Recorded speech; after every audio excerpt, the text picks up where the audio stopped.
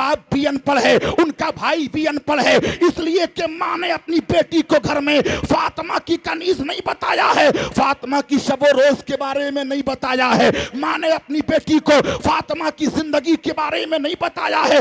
उसके बरअक्स मुस्लिम कौम के नौजवानों को देखो, मुस्लिम कौम के नौजवानों को सिर्फ 10 या 20% मुस्लिम कौम के नौजवान ऐसे हैं जो कुरान के बारे में जानते हैं, जो दीन के बारे में जानते हैं, जो नमाज के बारे में जानते हैं, जो तजहीज़ व तकफीन के बारे में जानते हैं। नबी के कौनैन का कलमा पढ़ने वालों, अपनी उम्र को ना देखो, अगर 20 साल की उम्र है तब भी इल्म हासिल कर लो, 40 साल की उम्र है तब भी इल्म हासिल कर लो, 50-60 साल की उम्र है तब भी इल्म हासिल कर लो, इसलिए कि इल्म हासिल करने की कोई उम्र नहीं होती।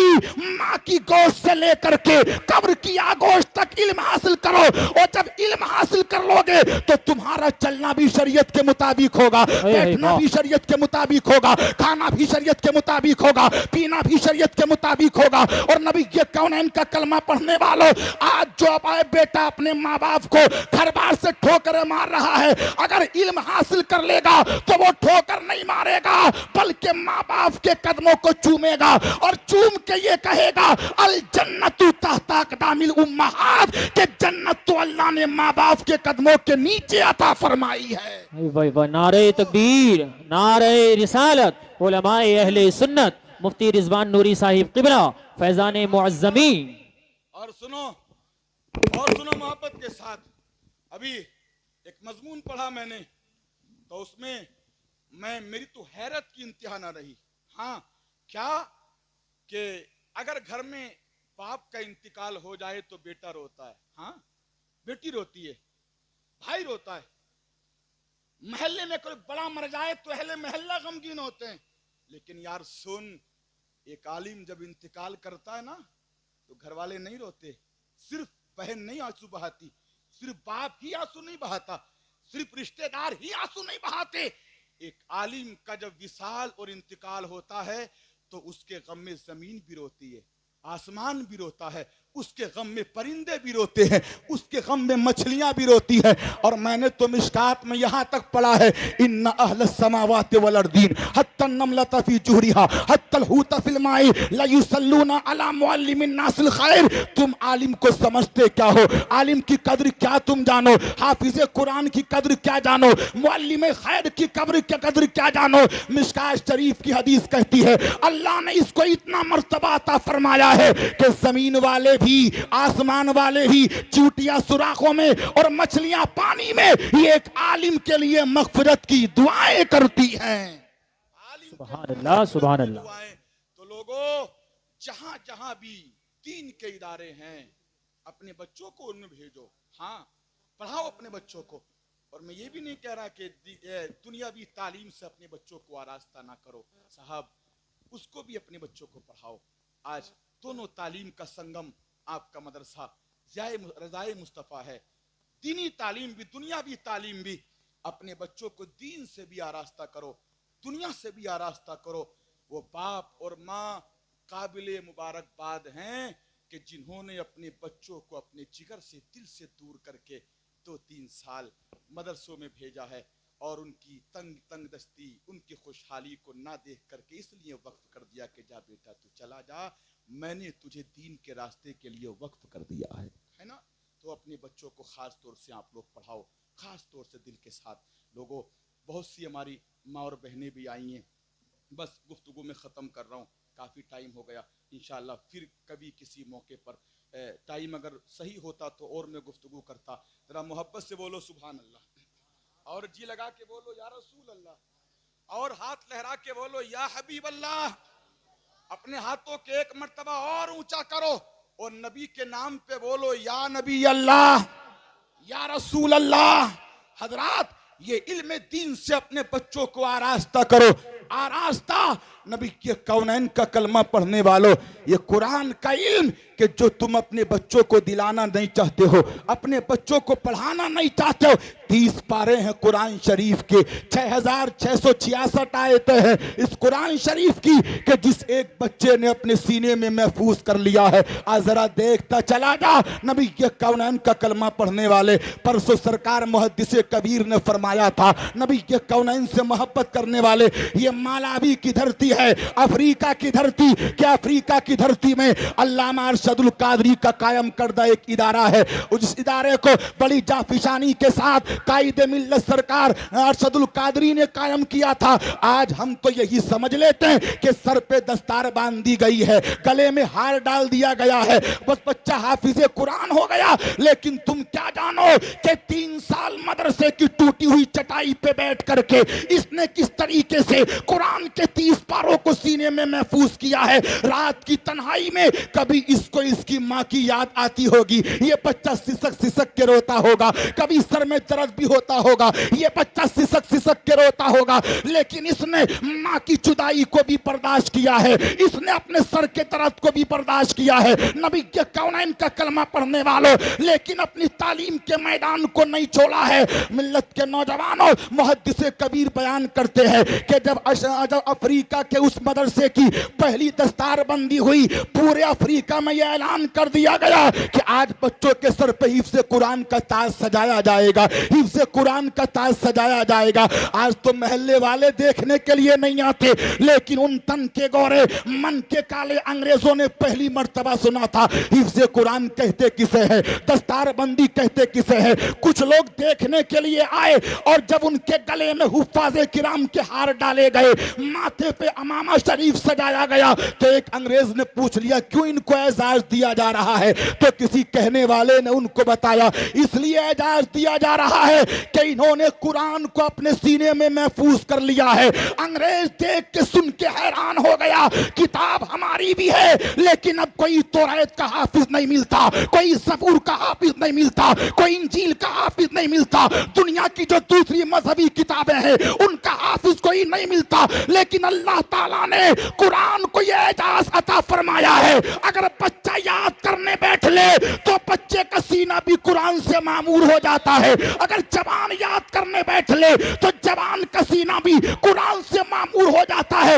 अल्लाह की इज्जत की कसम, मैं तो ये कहता हूँ कि ना तो कुरान को हिफ्ज़ करने वाले का कोई जवाब है, ना इस कुरान का कोई जवाब है, ना मज़हब इस्लाम का कोई जवाब है, और ना जिस नबी पे कुरान उतरा है नबियों में उस नबी का कोई जवाब है। तभी तो बरेली का इमाम कहता है कि नबी की शान तो यह है कि जिस पे कुरान नाज़िल हुआ है कि सबसे आला वो औला हमारा नबी, जरा जोर से बोलो, सबसे आला वो औला हमारा नबी, सबसे बाला वो बाला हमारा नबी, सब चमक वाले उजलों में चमका किए, हमें अंधे शीशों में चमका हमारा नबी। नारे तकबीर, नारे रिसालत, उलमाए अहले सुन्नत, फजाइले उलमाए किराम, मुफ्ती रिजवान नूरी साहिब क़िबला, फैज़ाने मुअज़्ज़मी, नारे तकबीर।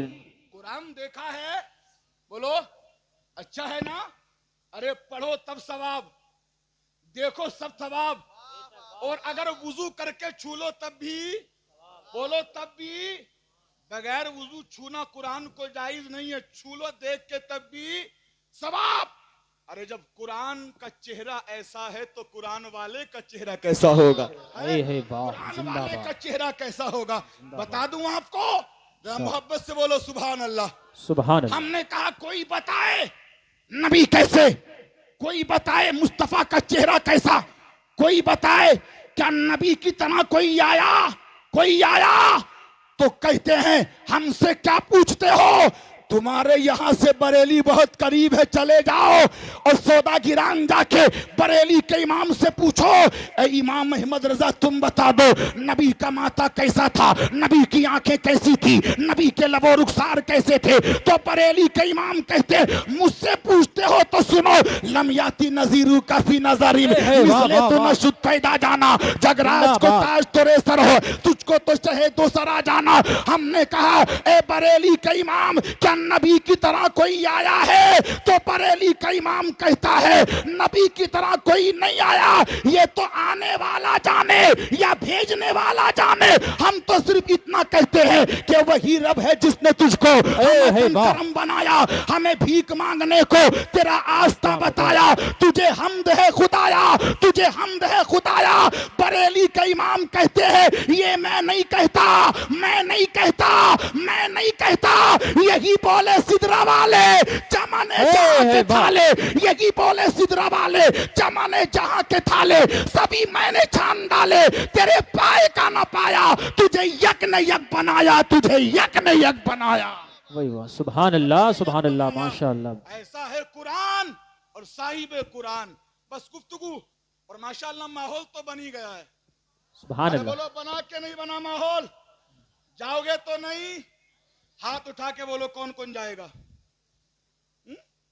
अब हाथ उठा के बोलो कौन कौन नहीं जाएगा? अरे बोलो, माशाअल्लाह, उठाइए माशाअल्लाह। लहरा के बोलो या रसूल अल्लाह, और लहक के बोलो या हबीब अल्लाह। या हबीब अल्लाह। काम अच्छा कर रहा ना मदरसा? अच्छा काम कर रहा है माशाअल्लाह। हर सुन्नी इदारे का ख्याल रखो, हर सुन्नी इदारे का।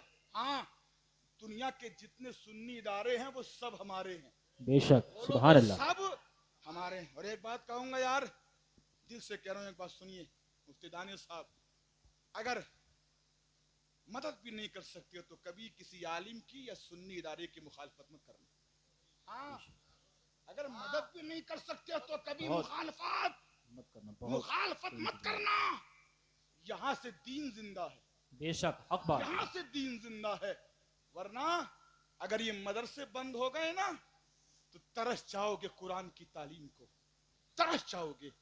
एहसान है इन मदरसों का कि जो तुम्हारे घर में कुरान की तिलावतें हो रही हैं। बेशक, अल्लाह ताला खुश रखे, बरकत अता फरमाए। आमीन। मैं आपसे एक चीज का सवाल करूंगा, तैयार हैं?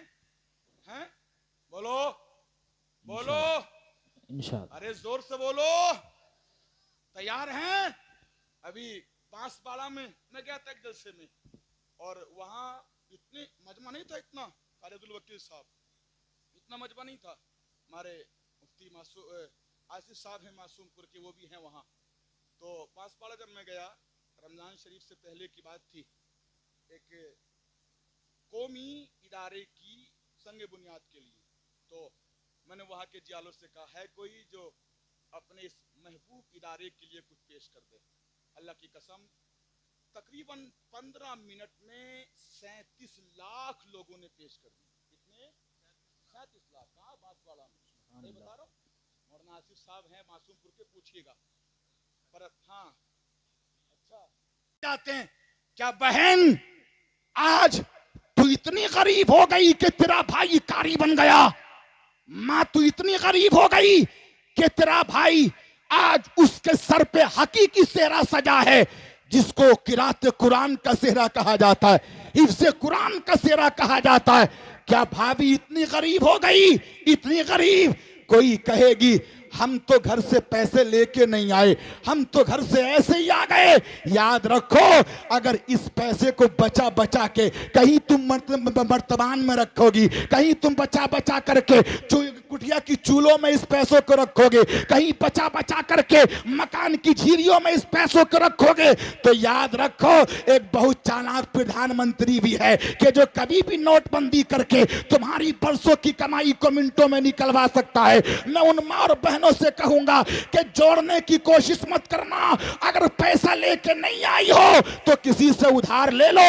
आज मैं देखूंगा इनमें हाफिज़े कुरान में या कारी कुरान में, इन आलिमों में किसकी बहन है जो सबसे ज्यादा नजराना भाई की खुशी में पेश कर दे, किसकी भाभी है जो देवर की खुशी में पेश कर दे, किसकी खाला है जो अपने भांजे की खुशी में पेश कर दे। नबी के कौनैन का कलमा पढ़ने वालों, अगर आज तुम इनके हाफिज़े कुरान होने की खुशी में अपनी जेब से तुम कुछ निकालोगी तो कल अल्लाह की इज्जत की कसम ये तुम्हारे लिए भी रब की बारगाह में सिफारिश करेंगे। मौला, जब मैं हाफिज़े कुरान हुआ था मेरी बहन बहन को भी खुशी हुई थी, मेरे भाई को भी खुशी हुई थी, मेरी भाभी को भी खुशी हुई थी, मेरे रिश्तेदारों को भी खुशी हुई थी। तो मौला अली की जबान में मुझे ये कह लेने दो कि जिसने कुरान को सीने में महफूज कर लिया और उस पे अमल कर लिया तो अल्लाह ताला उसके खानदान के 10 ऐसे लोगों को जन्नत अता फरमाएगा कि जिन पे दोज़ख वाजिब हो चुकी होगी,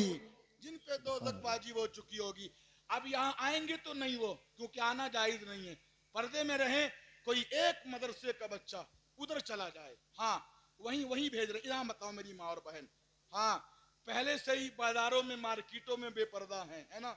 अब जलसों का तो ख्याल रखो, तो इधर ना आए कोई, एक बच्चा कोई चला जाए उधर एक रुमाल लेकर के, कोई बच्चा चला जाए और जो जो भी देना चाहे, है कोई मदरसे का बच्चा जो उधर एक रुमाल लेकर के, या कोई छोटी बच्ची वही वहां से इकट्ठा कर ले, और अगर कोई पैसे ना लेके आया है ना तो कान की बाली दे दो, हैं?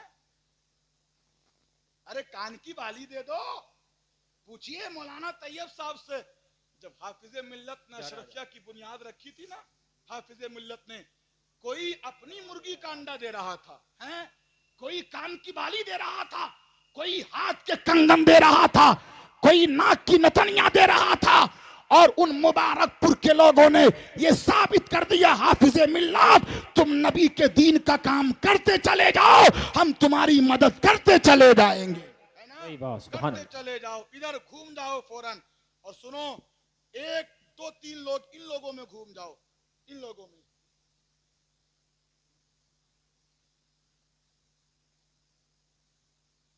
अच्छा कितने कितने बच्चे हैं माशाल्लाह? 27 है ना? 27।